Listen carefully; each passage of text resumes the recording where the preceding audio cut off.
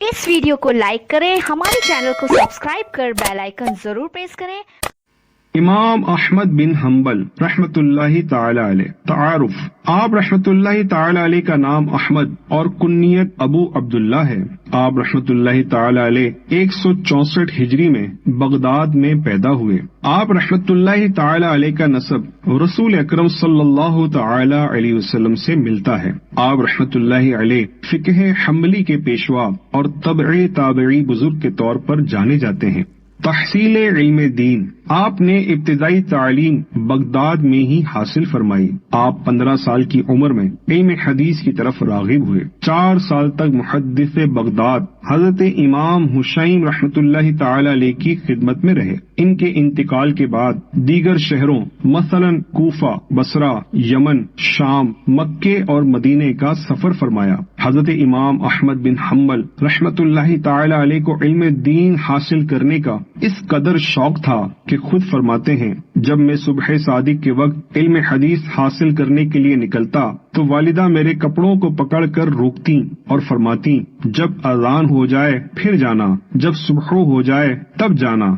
औसाफो खुसूसियात, आप रहमतुल्लाहि ताला अलैह वो अजीम हस्ती हैं जिनकी औलाद बल्कि औलाद की औलाद भी आप रहमतुल्लाहि ताला अलैह की बेहद ताज़ीम व तौकीर करती थीं। आप जमाने के बहुत बड़े वली और मशहूर मुहद्दिस होने के बावजूद गरीबों को कमतर समझने के बजाय जान पहचान न होने के बावजूद भी उन्हें गैर मामूली हैसियत देते थे। आपने दौरान तालिब इल्मी 5 हज किए, जिनमें से 3 हज पैदल फरमाए। अल्लाह ताला ने आपको मजबूत हाफिजे की अजीम नेमत से नवाजा था। आप रहमतुल्लाहि ताला अलैह हजारों अहादीस याद फरमा लिया करते थे।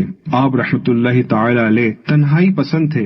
आपको मस्जिद, नमाज जनाजा में हाजिरी और मुसलमानों की इयादत करने के अलावा कहीं और नहीं देखा जा सकता था। आपको बाजारों में घूमना नापसंद था। आप रोजाना 300 नवाफिल अदा फरमाते, लेकिन जब आप पर आजमाइश आई तो उसके बाद रोजाना 150 नवाफिल अदा करते। हालांकि उस वक्त आपकी मुबारक उम्र 80 साल थी।